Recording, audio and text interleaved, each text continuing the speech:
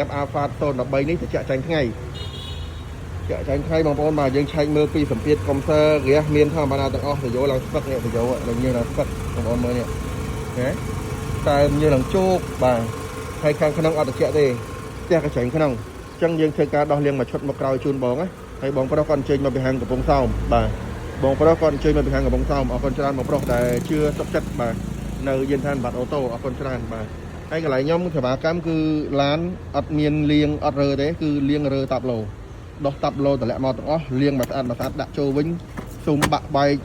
សុំធ្លុះត្រង់ណាគឺខ្ញុំរៀបចិត្តឡើងវិញមកស្អាតបាទលើយើងចាប់ផ្ដើមចូលរើតាប់ឡូហើយបងប្អូនបាទដល់ Alpha 013ចាក់តែថ្ងៃ